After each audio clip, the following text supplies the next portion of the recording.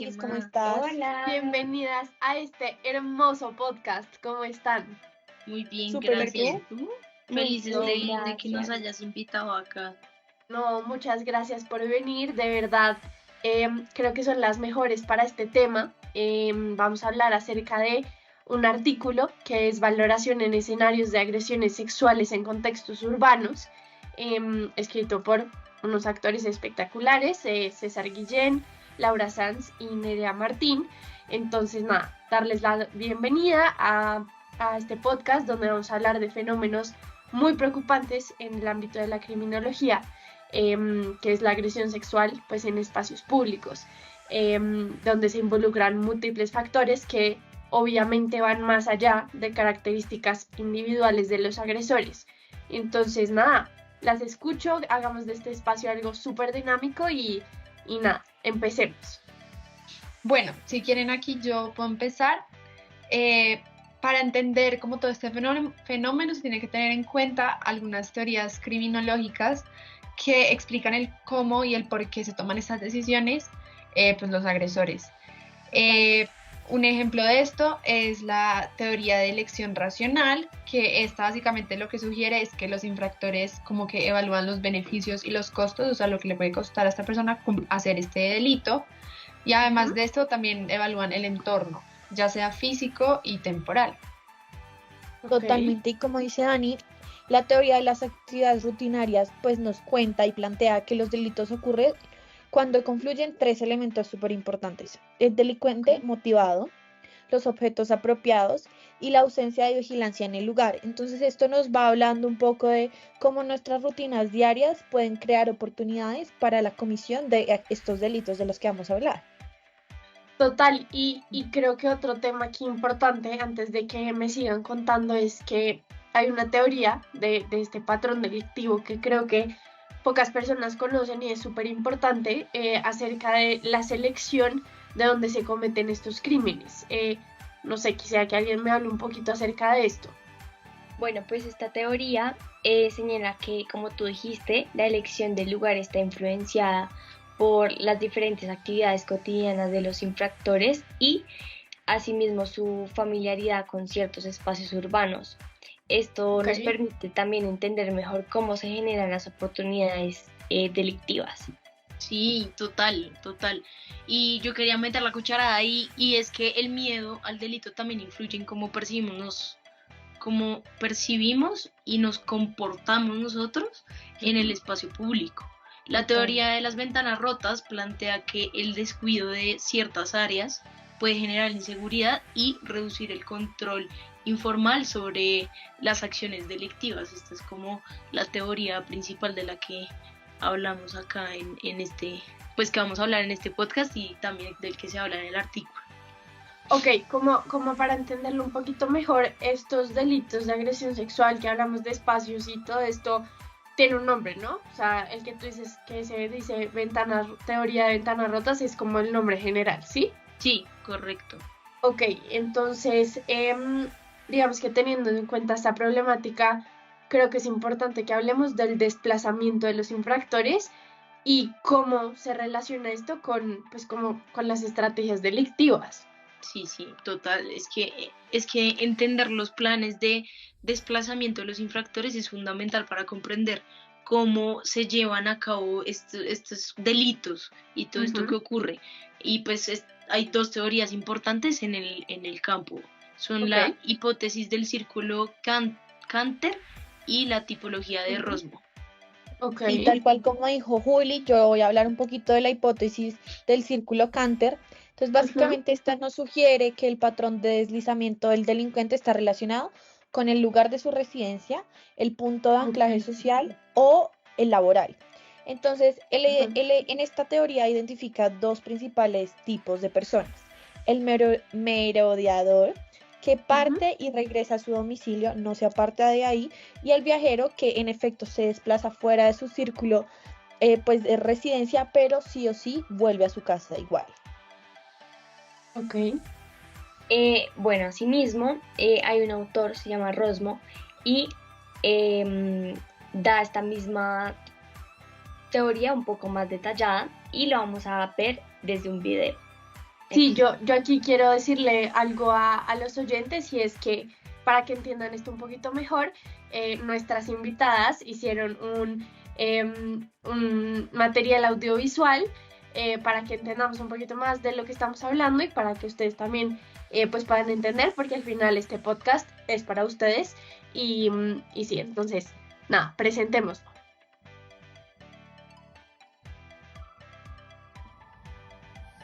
El primero es el cazador. Este es un tipo de infractor que se caracteriza por ser más metódico y planificado en sus acciones. Tiene una estrategia de desplazamiento más deliberada y tiende a seleccionar cuidadosamente a sus víctimas y planificar sus ataques de antemano. Por otro lado, tenemos al pescador. A diferencia del cazador, este adopta una estrategia más pasiva, se sitúa en un lugar estratégico y espera que las oportunidades se le presenten, y es más reactivo que proactivo en la selección de sus víctimas. Por otro lado, tenemos al oportunista.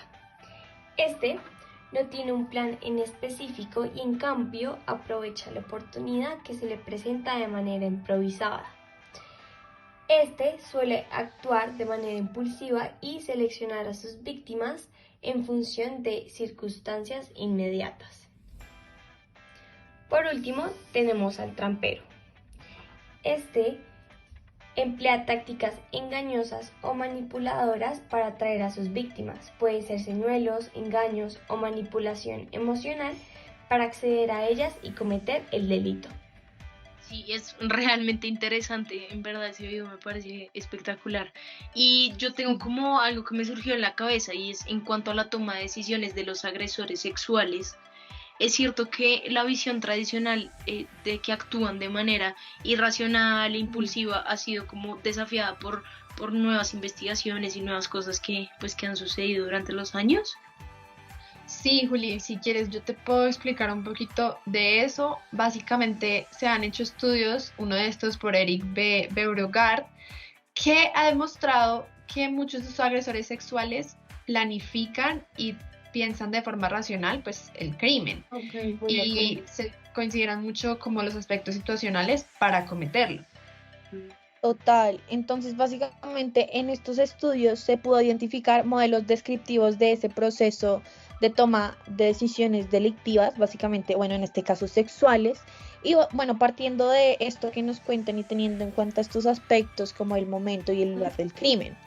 Por ejemplo, se ha visto que el tipo de agresión y el lugar pueden variar según las circunstancias como la hora y la ubicación geográfica, es decir, París no es igual a Italia, las 2 p.m. no es lo mismo que las 3 a.m., pues, entonces es importante tener eso en cuenta.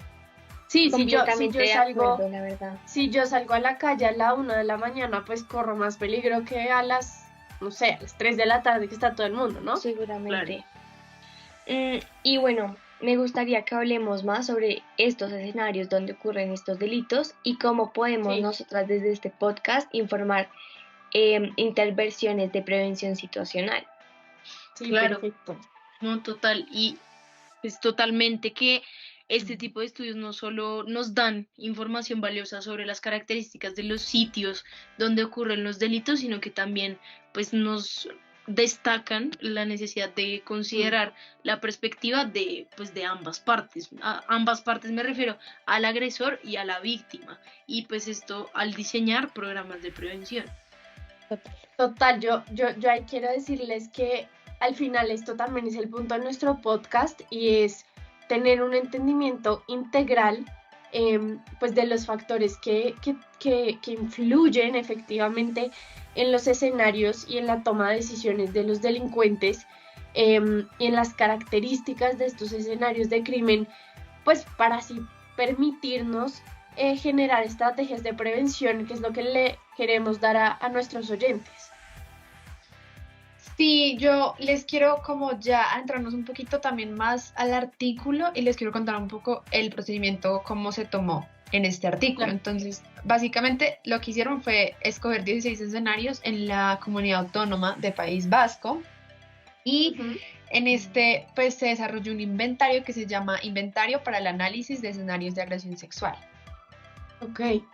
Ujú. Sí, exacto. Entonces el INEAS, que es la abreviación del nombre del instrumento, les permitió Buenísimo. a estos caracterizar los entornos urbanos donde ocurrieron estas agresiones. Es decir, evalúan los aspectos como la visibilidad, la iluminación, las vías de escape, la conectividad con vías principales, la presencia de peatones y la proximidad a transporte. Esto permitió nos llevó a tener en cuenta estos aspectos que son muy importantes, como veremos más adelante. Sí, saben que me parece demasiado interesante y es como la tecnología que utilizaron en este instrumento, y es que no solo visitaron los como escenarios físicamente, sino que replicaron como los lugares y la evaluación que realizaron usando Google Street View, pues que es una aplicación de Google en donde se puede ver como todas las calles y los lugares alrededor en donde pues se encuentra el escenario, y esto les permitió aplicar el mismo instrumento pues, de manera virtual. Y loco, la No, tecnología es una lo Sí, chimba. máximo porque total. tal cual nos muestra una forma distinta de usar la tecnología, una Positivamente. estrategia muy interesante, realmente muy, muy interesante, que pues da la posibilidad al final de analizar los lugares sin tener que estar ahí, ¿no? Como Sí. sin tener que estar en ese sitio donde de pronto hay miedo, hay riesgo, se cree que no va a pasar nada y de pronto sí, y pues seguramente pues esto agiliza un montón el proceso de investigación. Sí, total. Y también me llamó mucho la atención que se haya evaluado el nivel de acuerdo entre los jueces que aplicaron este instrumento, y así encontrando un acuerdo medio alto, tanto en variables nominales como de escala, y asimismo constatar la fidelidad del instrumento, que esto es demasiado importante en momento de una investigación, sobre todo cuando se trata de variables que pueden tener un cierto grado de subjetividad en su evaluación. No, total. El hecho de que se use un instrumento que sea fiable y que se pueda utilizar y que sea beneficioso, ¿no? Como realmente que funcione. Y quisiera saber, bueno, digamos que ya que está todo el instrumento y todo esto, me pueden contar un poquito acerca de mí y a los oyentes qué resultados se obtuvieron a partir de este procedimiento. Sí, claro. Claro que sí, Saris. Entonces, empezando porque se destacó que todos estos hechos, o la mayoría, ocurrieron en la noche, especialmente entre total. las 10 p.m. y las 6 a.m. Y hay un factor importante ambiental y es que no había iluminación natural, había ausencia de esta. Además de esta iluminación, cerca del 70% de los casos tuvieron lugar en los fines de semana y el 44% se concentraron en primavera, sobre todo en los meses de mayo, junio y octubre. Por ahí fueron los mayores casos, sí. Ok.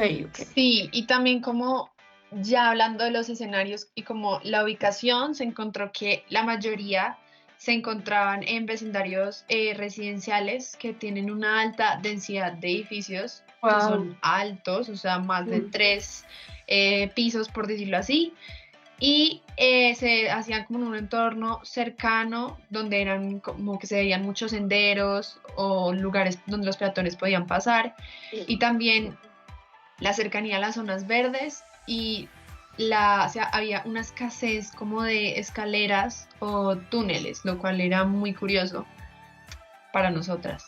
Sí, Claro. algo también muy interesante fue que había muy poca vigilancia, tanto policial como privada. Esto Sí. era prácticamente inexistente en estos lugares y momentos. Me parece demasiado grave esta situación, que no haya este tipo de seguridad teniendo en cuenta estos factores. Sí, no, y además también como otra cosa es que muchos de estos como actos eran violaciones, y es chistoso porque al principio mencionamos que estos actos se pensaban mucho, se planificaban, pero se dio como a entender que también se hacían, o sea, la víctima no conocía al agresor directamente, entonces nos hace ahí como Claro. pensar como ese cambio que surge. Claro, me parece muy importante esa caracterización que proponen estos escenarios bien conservados y deteriorados, porque parece que el grado entonces de mantenimiento del entorno es un factor a considerar importantísimo Claro. en estas situaciones. Sí. Claro, al final es información detallada de las características pues, de los lugares donde esto ocurre, y que nos brinda también los insumos necesarios para diseñar estrategias de prevención más efectivas, ¿no? No sé, de pronto categoricemos estos escenarios un poquito más para dar estas oportunidades de prevención. Para eso, me gustaría presentarles un video que realizamos con estos dos tipos de escenarios que le puede Lo explicar a máximo. nuestro público un poco más específicamente desde las imágenes que nos presentó el estudio.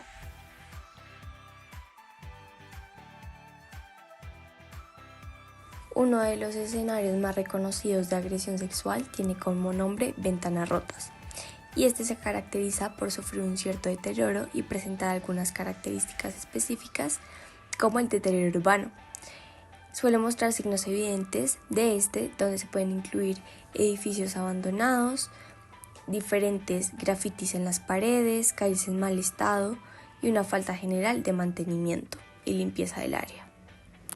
De igual manera, estos lugares a menudo se encuentran en áreas periféricas de la ciudad o en zonas menos transitadas y menos vigiladas. Asimismo, se puede evidenciar la escasez o la inexistencia de la vegetación, y esto puede reducir las barreras visuales y aumentar la sensación de inseguridad. Por otro lado, encontramos otro tipo de escenario, el cual tiene nombre panorámica refugio, y este tiene características que lo hacen propio para este tipo de delito. A diferencia del escenario anterior de ventanas rotas, este suele estar bien mantenido en términos generales. Sin embargo, lo que lo distingue es la presencia de la densa vegetación, como lo pueden ser árboles y arbustos, que pueden ser refugio para los agresores sexuales. También tiene caminos o senderos para los peatones, los cuales están separados de la carretera principal, y esto puede proporcionar una sensación de privacidad y aislamiento. Aunque el lugar puede estar bien mantenido, la iluminación puede ser insuficiente, especialmente durante la noche. Esto puede contribuir a la sensación de aislamiento y ofrecer oportunidades para cometer delitos sexuales sin ser detectados fácilmente. Y bueno, acabamos de ver el último video que básicamente nos hace una conclusión súper clara de todo este podcast, de lo que hemos hablado, la comparación de ventanas rotas, lugares con grafitis, con condiciones un poco más deterioradas, y el panorámico refugio, donde vemos que son lugares que de pronto no consideramos que son escenarios para correr peligro, pero que igual están ahí. Entonces nada, estoy segura que este diálogo nos permite profundizar en la complejidad de este fenómeno y la importancia de abordar la prevención de la agresión sexual en espacios públicos, para que sigamos avanzando en esta línea y que nuestros oyentes sepan esta información que tal vez no tenían tan clara. Sí, todo esto para construir comunidades mucho más seguras y equitativas para todos ustedes. Totalmente. Entonces nada, les agradezco muchísimo su participación. Esto nos sirve un montón. Espero verlas en un próximo episodio y nada, les agradezco muchísimo. Les contaré cómo nos va. Súper, muchas gracias. Hasta luego, chao. Chao.